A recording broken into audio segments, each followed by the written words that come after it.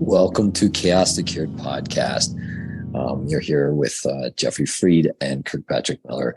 Today, we're going to talk about the good things and some of the amazing benefits. And this will be the first show of many that we'll go into.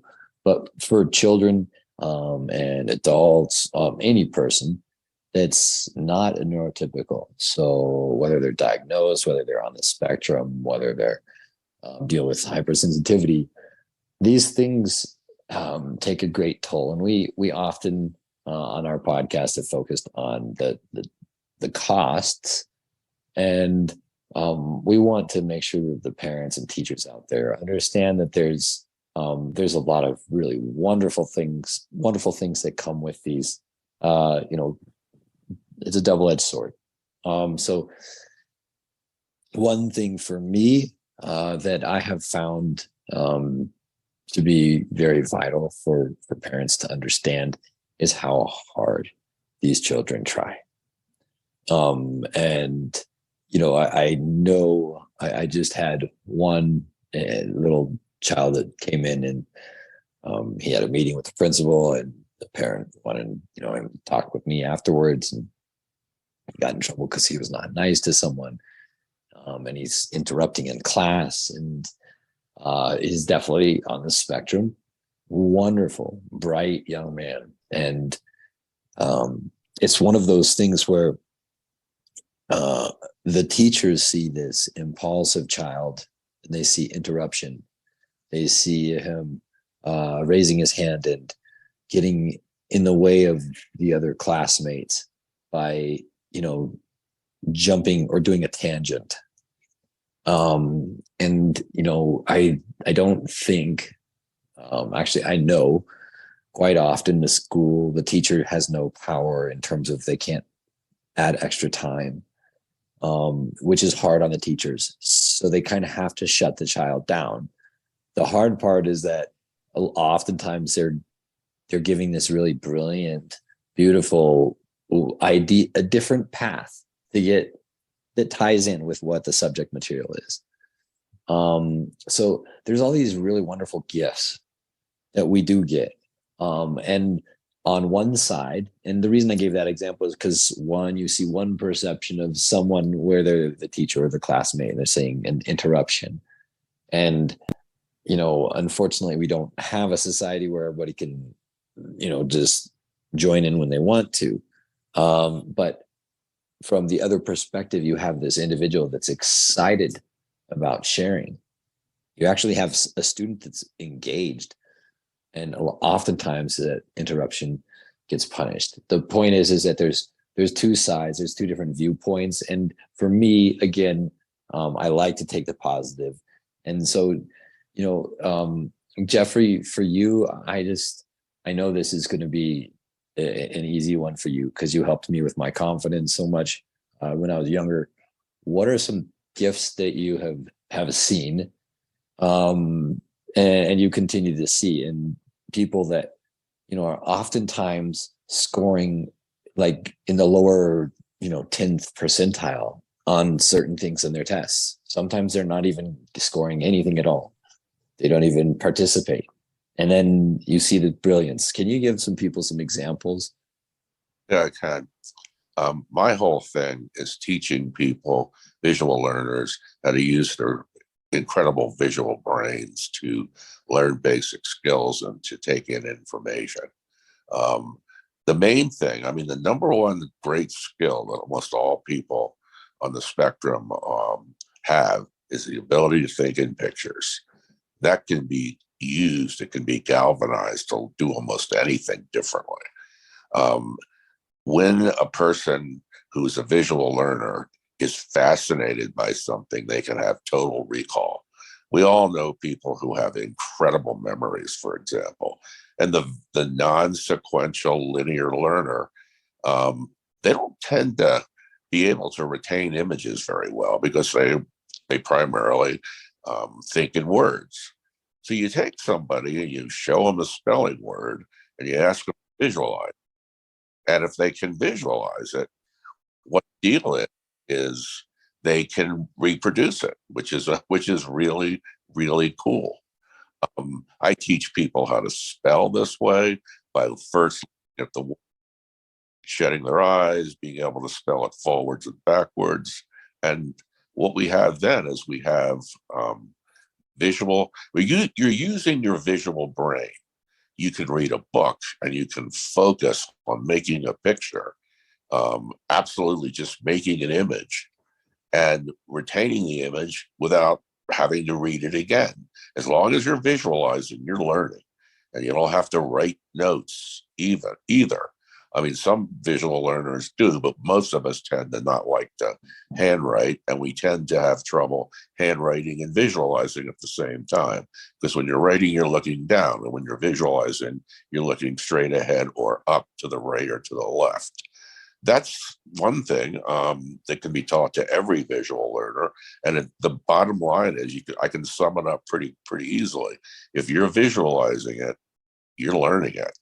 And the better your image, the better your recall will be. We should teach these children, once we figure out that they are visual learners, to be visualizing everything and to come to their teacher if they're unable to visualize, and to say something as simple as, I was unable to visualize what you were teaching. Could you give it to me one-on-one, please? And in this world where the teacher kind of knows that the kid is going to have to do this in order to retain the information, the teacher will say certainly, and come up with a time and place where they explain it one-on-one. And these guys learn so well one-on-one and not as well in a group. The other thing is if you think, these people all are very sensitive to other people. They're deluged, good word, by information from other people. They just don't know how to deal with it when they're young. But their incredible ability to read people, to use their intuition, which they have in spades, gives them a really nice advantage in life. They can read other human beings, and if they choose to, give them what they want. They also can kind of tell if somebody is dangerous or not real, because they're looking at other things or paying attention to other things besides people's words. They tend to look at the body language, and a lot of people will listen to this and say, hey, that's not true. My people on the spectrum can't read body language. The answer is no, that's not true. They not only can they read body language, they read too much of it. A problem of being on the spectrum is you are accused, if you will, by so many people that you can't read body language, or you can't tell if a person is good or bad. You get fooled all the time. No, it's not a condition where you don't pick up enough information. It's a condition where you pick up too much information. And it makes it hard to pay attention to a few things when you have so much coming at you. But if you know that about yourself, and you're not worried about it, and you're not all tied up doubting yourself, you can be marvelous at reading people. And man, ask any mother of a kid on the spectrum whether that child can read them or not. And it would be, yeah, they can read my mind. They know I'm going to do something before I even knew it. That's what the potential is. And We're not touching it. We're not even touching it. No, I knew that would be an easy one for you. And it's something I feel that, is important for people to honestly recognize and talk about. I mean, we spend so much time seeing and focusing on what the constraints are, I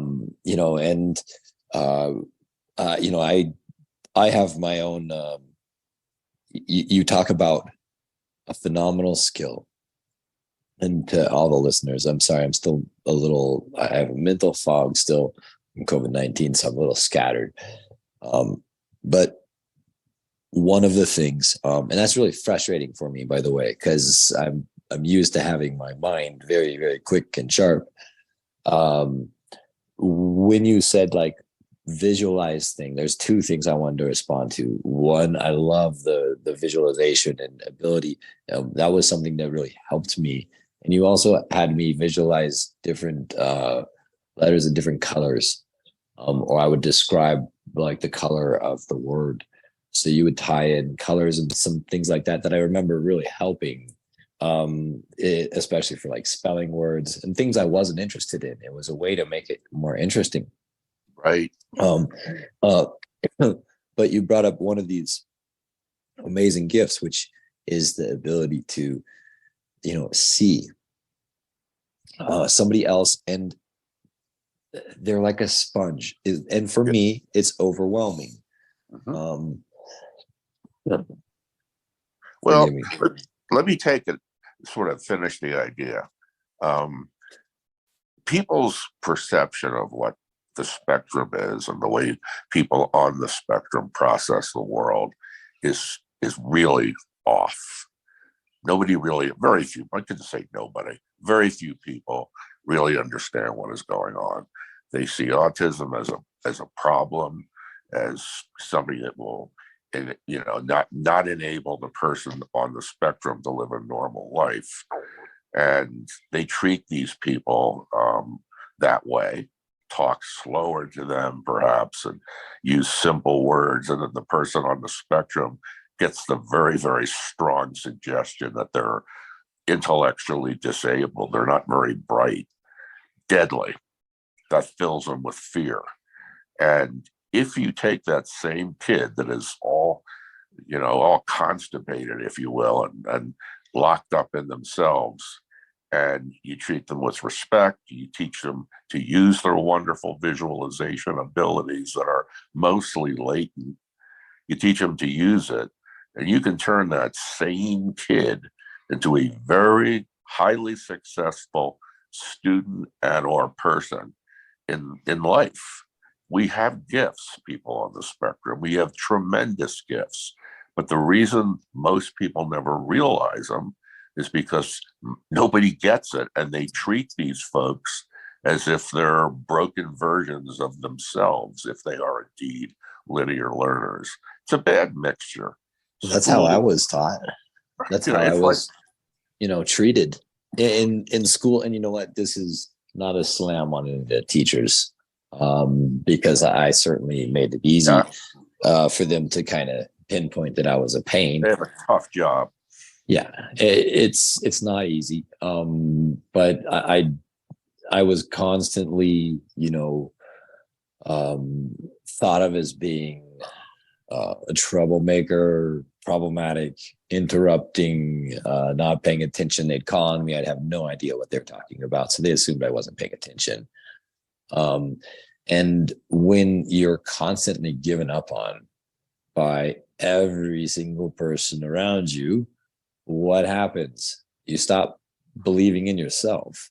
Yep. And so, that's why, I wanted to do a show about some positive stuff. And I think this is one of my favorite ones, the ability to visualize. For me, you mentioned handwriting. My handwriting is absolutely atrocious in English. When I write traditional Chinese characters, they're beautiful. It literally makes no sense. Why would I know why. I know why. I bet you do.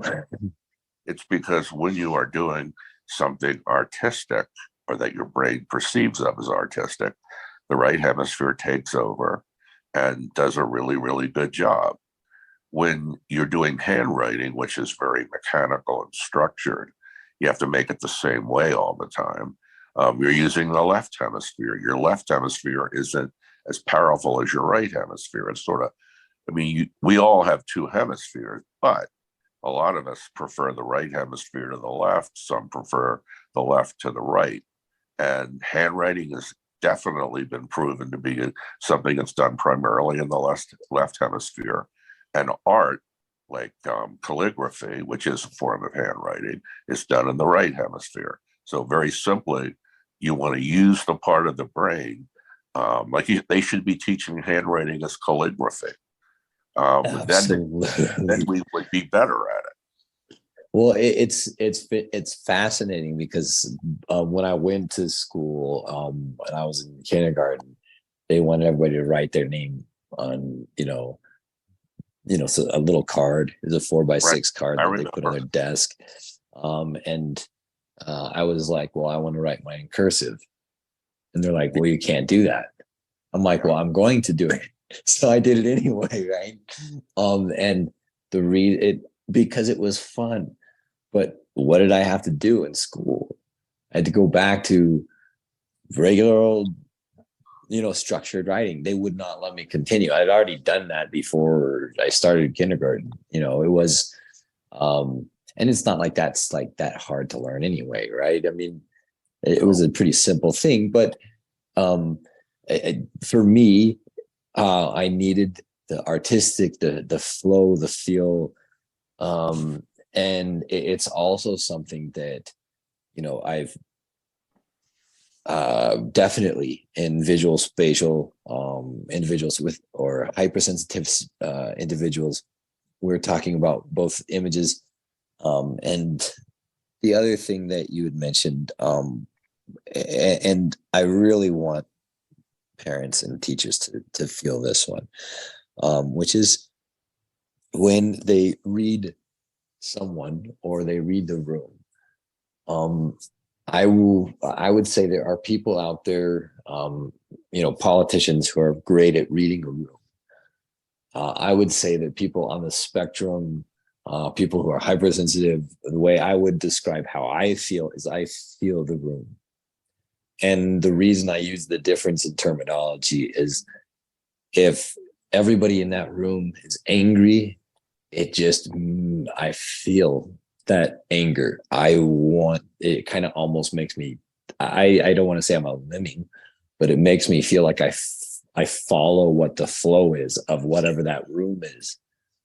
And at the same time, if I'm say in a room like with a class and I'm having all this bombardment hitting me at the same time, it does become a little overwhelming. Now, if you have those abilities and you're a counselor, a psychiatrist, I would love to see people being able to get through the school system and becoming a psychiatrist or a doctor without having to do the traditional route. I know that's a pipe dream, but I feel there are so many amazing, like out of all of the people that I can think of that would be compassionate and be able to instantaneously feel and empathize with, a client that's sad is someone who's on the spectrum. But so many of them, or again, someone who is, bipolar, again, non-neurotypical. The reason it's heartbreaking is because I know they'd be really phenomenal at some of these jobs. And you need such a high level of qualifications to have them. And they're, again, the ability to do that. So putting that skill and knowing that skill exists. And I'm so happy you brought that up because, like you said, that's a stigma that's incorrect about people on the spectrum. And that stigma of they can't feel anything. Oh, they're not able to pick up that we're upset. No, they're shutting down because you're upset, and they don't even know how to process that level of anger. And so let me throw something in. Go. People who are diagnosed autistic, they have a firm diagnosis, they're middle or low functioning. Their thing is this: because they're so sensitive, they pick up so much information from the environment. And after all, there's a lot to pick up if you have the ability to do it. That what happens is, in order to survive and not perceive the world as total sensory bombardment, they just go inside their head and shut down and pay attention to nothing. And that's what autism is. right there. It's a defense mechanism. And for people who aren't on the spectrum, who are, just very visual, they get elements of total shutdown, but it's not severe enough. They don't pick up as much as the full-blown autistic. I have no doubt that if a child is born on the spectrum and later they're going to be very autistic, that what's going to happen is the world, and they obviously can't verbalize it, the world is an assault. The light crushes their eyeballs. The sounds sound like a thunderstorm. The sensations of the clothes and of the wind, everything is so overwhelming that the person, the little boy or a little girl, shuts down the world to survive. That right there, that last minute of what I said, is really important for people to figure out. They will figure it out. I have no doubt if we don't destroy ourselves as a species, we'll figure this out. But there's going to be a lot of damage, a lot of collateral damage in the interim. And that's why I want to get this out there so people can process it. If it works for them, to use it. If it doesn't, discard it. That's all I ask. Well, part of when you look at what you just said, again, the key part is how much potential all these little ones have. Yep. And we miss so much of it because we feel and we want people to be cookie cutter. Everybody needs to follow this route. Everybody needs to act like this. Everybody needs to fit this mold. And that makes people comfortable. The problem is that we're missing out. We're losing brilliance because it's being overwhelmed. It's being forced in different ways that it shouldn't be. We're trying to teach everyone exactly the same way. And if you think about that, how absurd is that? To teach everyone the same way. We know every single person is quite different. That's what mass education has to do, I guess. It does. It doesn't have a choice. They have to do that. And there's a lot of damage. And I want to say something else too. There is nothing more dangerous than taking a person who feels everything more. They get insulted in a more intense way. They read people's negative thoughts and positive thoughts. And what happens is, of course, because they have every sense that's attenuated, what'll happen is they're constantly getting information from the environment, from their environment in school, that they're broken, that they're not good enough, they're not smart enough, and all that energy gets buried, repressed, and can come out very inappropriately. It can come out as an explosion, a meltdown, a violent episode. I myself have no doubt that, I've hear over and over again that these school shooters and these mass murderers didn't do well in school. They didn't talk much. I'm no doubt that these are the people that have been told that, or get the strong feeling anyway, that they are broken. And the anger builds up, and it's not because these people have trouble articulating thoughts and dealing with the power of their emotions. It can come out and be very dangerous. And over and over and over again, when you look at Columbine, when you look at some of these other shootings, the murderers are repressed and probably, I keep hearing they have ADD, they have autism, they have Asperger's. Yeah. So that's a huge negative downside to not making or using these people and teaching them how to use their strengths to learn things. I absolutely agree. And we do want to differentiate. I think a lot of times mental health is the scapegoat for anytime there's an unexplained, mass casualty or a mass shooting. It's the first and easiest way is to say, oh, this person is, insane. And I feel like it's a scapegoat. I do feel that, like you said before, the person is broken.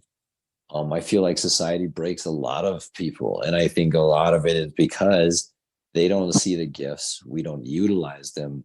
And I want to throw this out there, and we can do a follow-up on this one, and we should. They have talked a lot about how, Chat GPT and some of this AI stuff is bad. To me, I'm looking at it as this is something that can individualize education. It's a brilliant way to utilize it. Everybody has a laptop, and everybody can learn math their way. It says explain 2 + 2, and then it'll explain it. I don't understand it that way. Can you try again? You have access to the internet. I don't mean to put teachers out of a job. That's not my point. My point is that to parents that are looking and you're wondering why your child is really struggling in a certain area, and you don't have many options, you might not be able to homeschool. You might not, again, it's got nothing to do with the teachers. They're trying their best, but why not use it?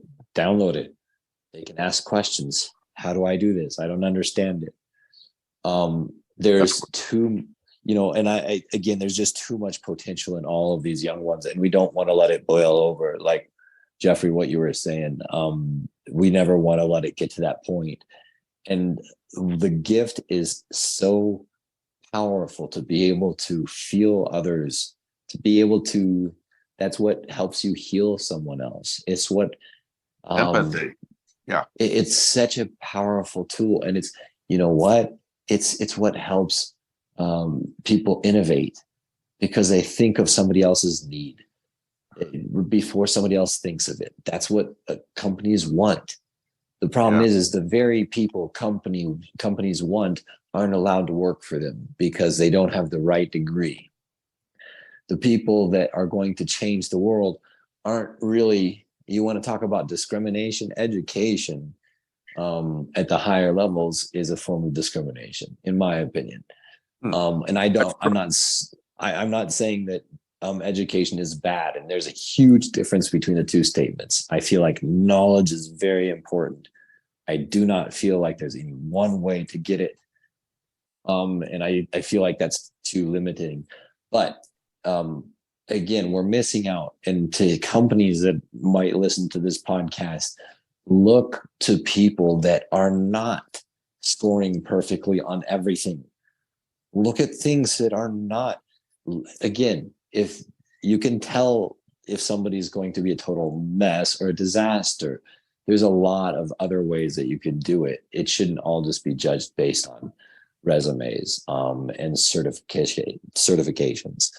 I feel like the people who imagine, like we talked about at the beginning, being able to see something and visualize, conceptualize something different, that's a powerful tool for a business to have. And when do they get to use it?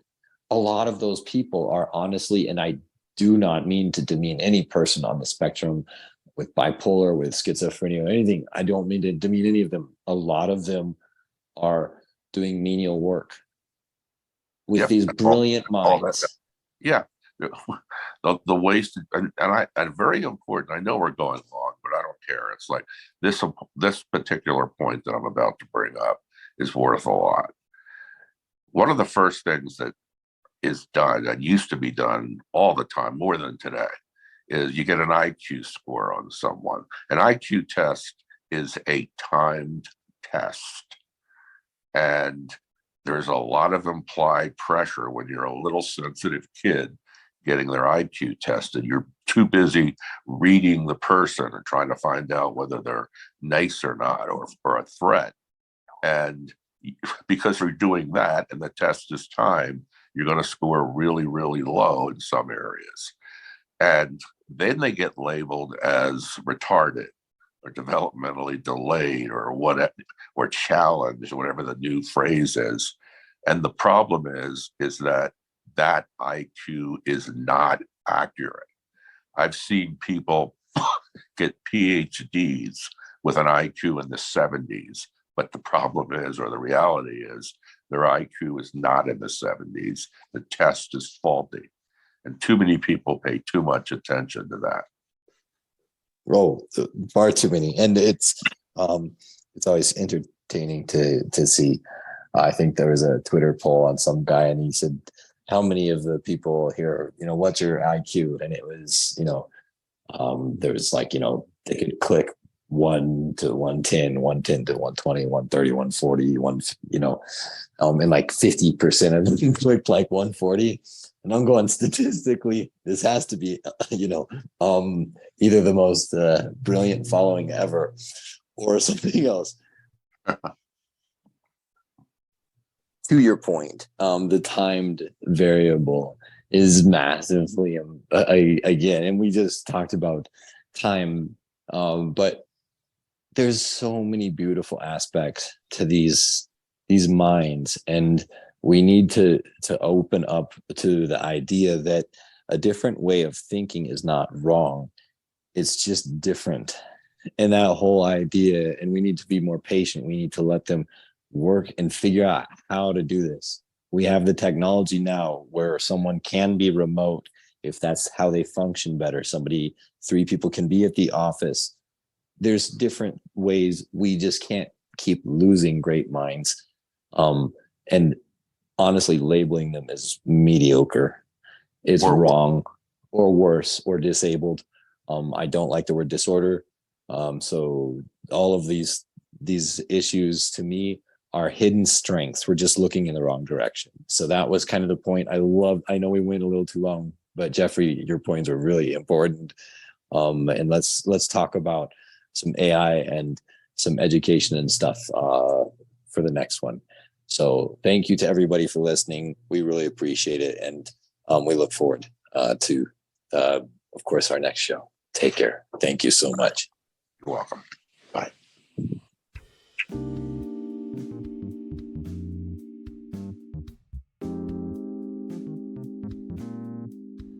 Thank you so much for listening to Chaos2Cured podcast. If you enjoyed the show, please share it with everyone you know. And definitely like, follow, and subscribe. Certainly leave a comment if you'd like. Let us know what you'd like us to talk about the next time. Also, in our show notes, there should be direct links where you can follow us on our social media, as well as reach out to us directly. Thanks again, and have a great day.